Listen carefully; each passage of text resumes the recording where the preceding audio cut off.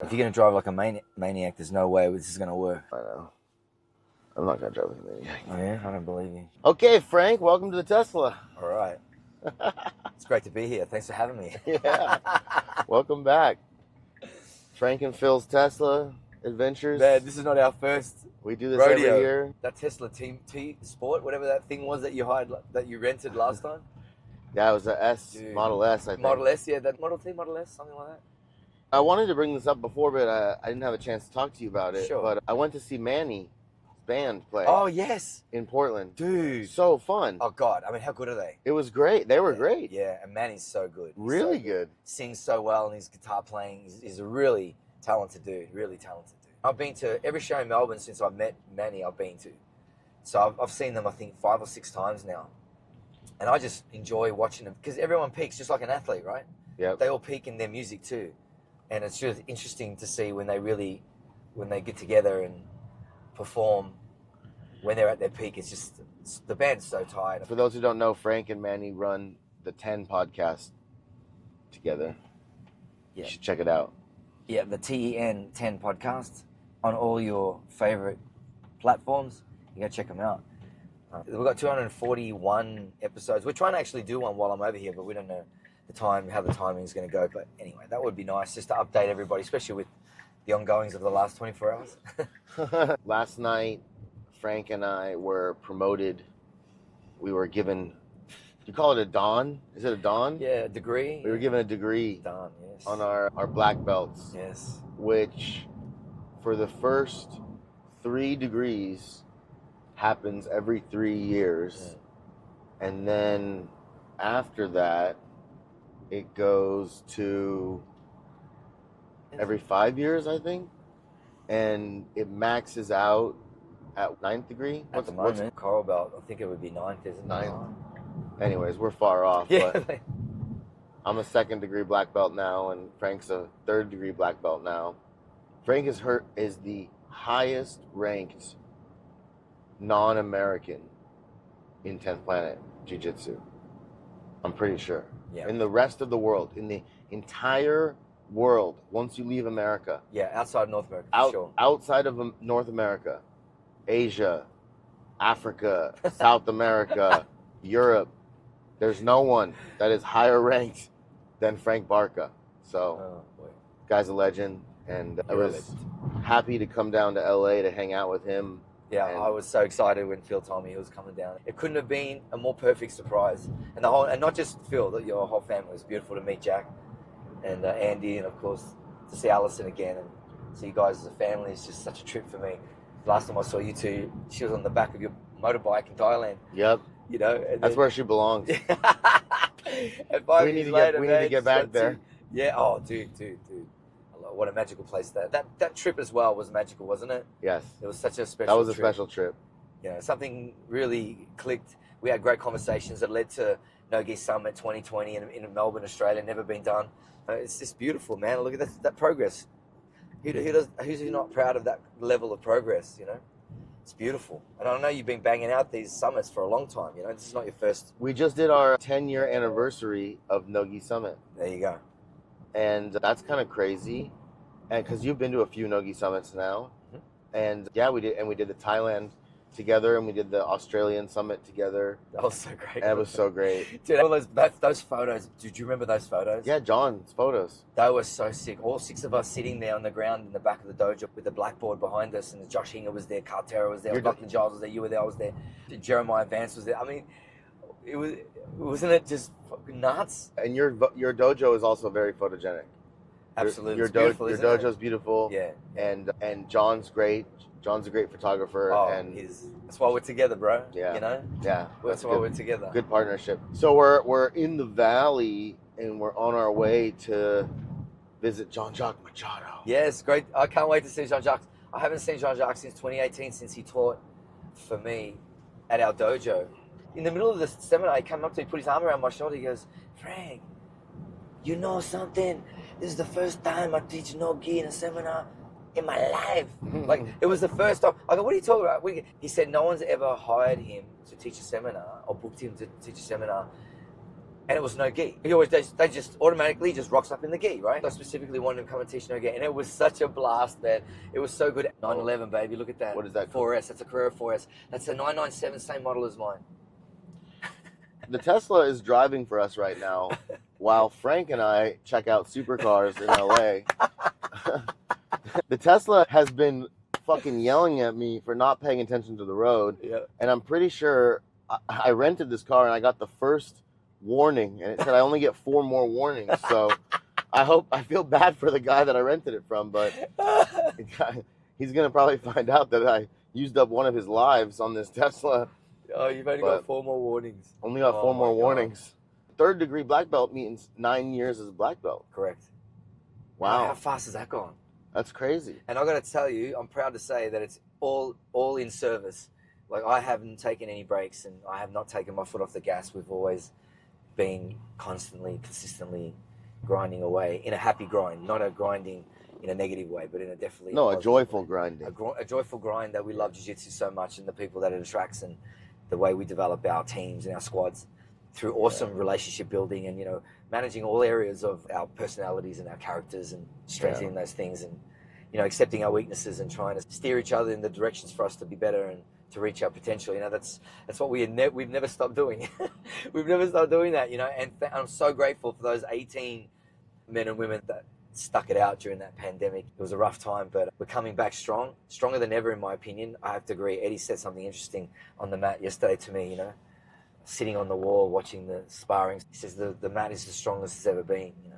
The room is very, very strong. 6 black belts in attendance all the time.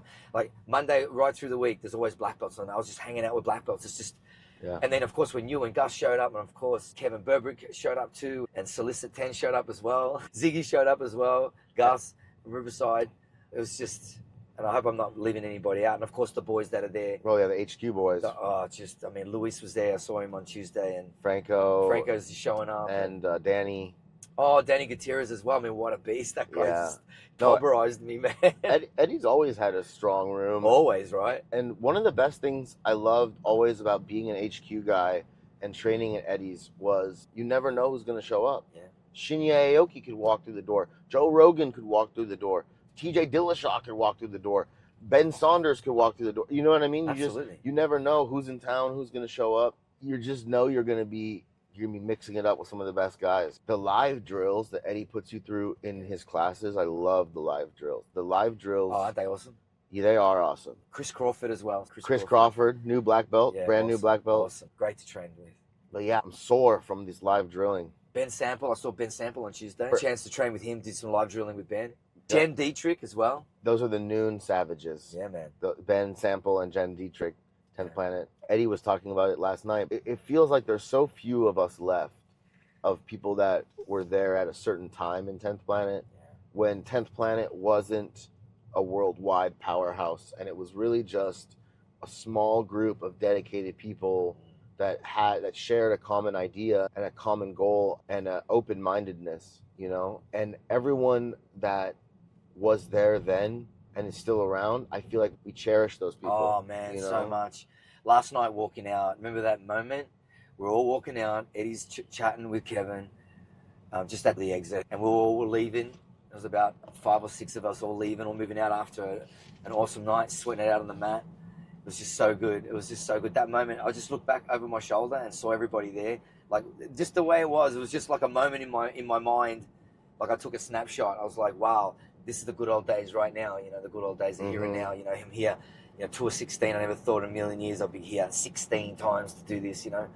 And it's just so worth it. It's been so worth it every round, every round. I mean, it's always up and down with jiu-jitsu in athletics. And when you're studying martial arts, the combat part of athletics for us is unforgiving. One slip up, we're sparring with live katana, Oh, yeah. And we're going fast, Phil. We're going very quick. When you're sparring in front of Eddie Bravo, those guys, those black belts that come in, they want to look good too. That's right. They want their shine. So you have to be extra sharp. It brings the best out of me. Sure it does. Every time I perform, I roll in front of Eddie, it brings the best out of me. Gracie Nationals, Gracie Worlds, when Eddie would be there screaming and you're competing, I mean, it just pumps you up more than anything, 100%. What's better than that? You've taken John Jock's classes before. I've taken seminar from Jean-Jacques. Mhm. I've never been to his school. I've never been to a school either, So and I've never taken a class. I've only been in seminar scenarios Right. a couple of times with him, which are always just What's magical. what's your favorite thing about the way Jean-Jacques teaches? It's the simplicity of what he's showing. I think it's so simple. It totally makes sense, and it's so efficient and so effective. Anything he tells you to do, it just makes whatever you're doing. Even if you know that movement, it just makes your movement better. He's just such a great polisher of your game. He's just so expert and so from the heart. Like even the warmth with his teaching too. Like I feel like he has a real warmth about him. You know, it's that energy, man. It's just a guy this is his whole life. He's so successful, ADCC, multiple ADCC champ. I mean, the guy produced so many incredible athletes. Eddie's a black belt under him. What a privilege it is. When I walk the mat every day at the dojo in Melbourne, I'm just walking past those lineage photos, you know. Mm-hmm. That profoundly affects me, especially coming from a classical background myself. Like that lineage photo was massive. It's like pedigree. It's like pure bread. So we're like pure bread from Jean-Jacques to Eddie, to myself, to my students. Like that bloodline has been uninterrupted. And it's important. It's I think, super important. Like there's degrees of separation. When a student knows, when you learn from Frank Barca, it goes Frank Barca, Eddie Bravo, Jean-Jacques. That's the lineage. Yeah. I think that having a lineage that you're proud of and knowing your roots too. How important is that? I was listening to a Lex Friedman podcast about Rome, and they were talking about how in ancient Rome, you would be taught all the history of your family going back hundreds of years. Like ancestral stuff. All your ancestral stuff. And you would know every achievement of your grandfather, your great-grandfather. I feel like that's been lost a little bit. It has, definitely. In jiu-jitsu. Yeah. If you were a Renzo Gracie guy, you know everything the Gracies did. You know everything Renzo Gracie did. You know what I mean? Yeah. And if you're an Eddie Bravo guy, you know Eddie Bravo and you know 100%. Jean-Jacques and you know the Gracies. You know what I mean? Yeah. We study the Gracies and we study Eddie Bravo and we study Jean-Jacques. Yeah. I feel like there's not as much study given to the past, and that's not a good thing because jiu-jitsu is like fashion. It comes around in circles. Yeah, you know? It's always evolving. It's always coming around and reinventing. I think it was maybe 4 or 5 years ago, outside heel hooks were like the thing. You know, outside belly down, outside heel hooks were the thing. And everyone got off them because people started working them out, and I get that. But still, it was little time had passed. It was like, still we've got to develop these moves. Like outside heel hook, that's got so many parts to it. Controlling that hip, I mean, you're so close to them, they can defend it so well. Your back's exposed, both legs are on the outside.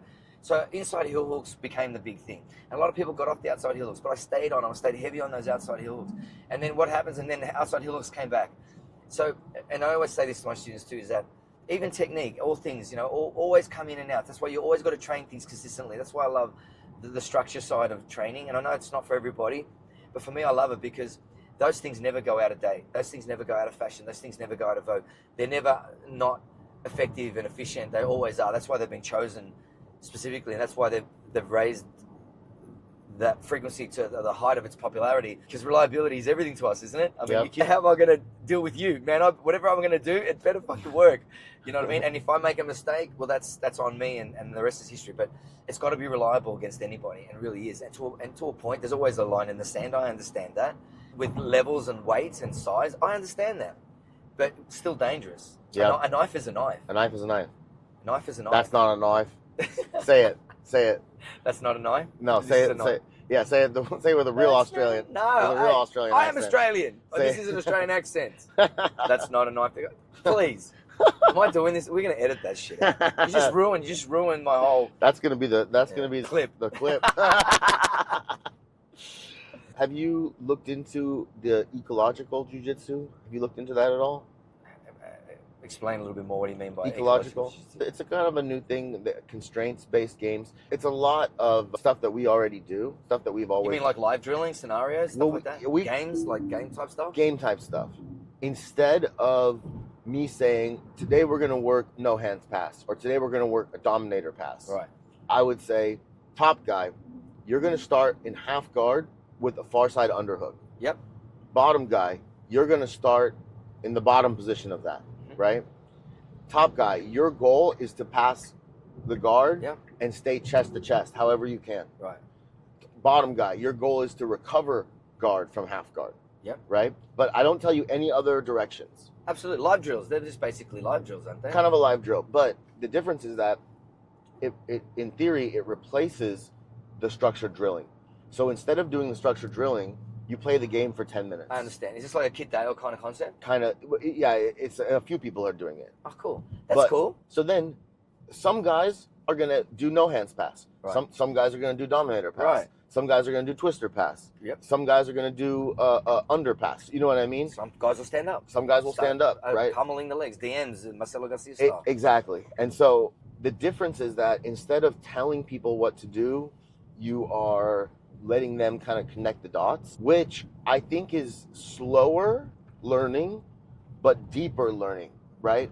How many times has someone tried to tell you something? I know this has happened to me a million times. Eddie will say, look at this technique. And I'll look at it and I'm like, where does that fit in my game? Where does that fit in my game? Then years go by, training, drilling, repping. And then finally it clicks for me. Yeah. And I'm like, oh, that's where it fits in my game. Yeah, that happens to me plenty of times. You know what I mean? And then I figure it out, and now the learning is there, you know? Yeah. You have kids. Yeah. You could write down all the knowledge of the world and put it in a book and give it to your kid. Would that solve all the problems? No, it would not. It wouldn't solve all the problems No. because they still have to learn things for themselves, you know? And so it's tough. As a father, you wish you could do that. You wish, but experience, you can't inject experience and wisdom into the child. Right. That has to come through action, by failing, making mistakes, right, hitting roadblocks, and trying to find solutions and try and guide them to be better problem solvers rather than whingers and whiners. Exactly. And so that's the idea of the games is basically I'm gonna force you to learn that way with from experience, you know? Right. Exactly. No, that makes sense. And that's a very good way to learn too. And we do that, you know? And I think the answer is both. I need to give you the blueprint. I need to show you the system. I need to teach you the system. Both. You do. But I need to give you the opportunity to learn from experience also. And that's why I believe Eddie's system is the greatest, and it works for me in conjunction with the depth of the warm-ups as well, and all the live drills and all the sparring and the techniques that have to be supported by top and bottom, back and front of all that idea as well. And that's why I continue to come back and travel, because I can see exactly what Eddie's doing, where he's going with the drills. It gives me a chance to be a little bit more creative with myself and go, I can think a little bit more freely too. I don't have to just be bound by just that. I can still create little scenarios and, like you, eco style training, or I can eco my own, the training system that I'm involved in. You don't have to take the Eddie Bravo method word for word and note for note like I am. I'm definitely doing that. He's my teacher, and that's why I chose him to be my teacher. I wanted to fight like he did. I like the techniques he used. He's a small guy, and I like that whole philosophy he had, and I'm like, it made sense to me. So that's why I chose him specifically, and that's why for me, making sure that the traits of my teacher I've taken on board. So the things that he's really good at, I've tried to be as best as I can at it. That's why I play that half guard lockdown, the twister game, the truck game. Quarter guard is my game. Yeah, dude, it's such a problem, and it's so reliable, and everything he has shown me has worked so well and so reliable. For me, those games are so necessary, but for me, the whole system, the way Eddie's put it together, I think we better leave it there, man, because we better go and train. Let's go to class, Frank. Love you, bro. Love you too. Let's hit it.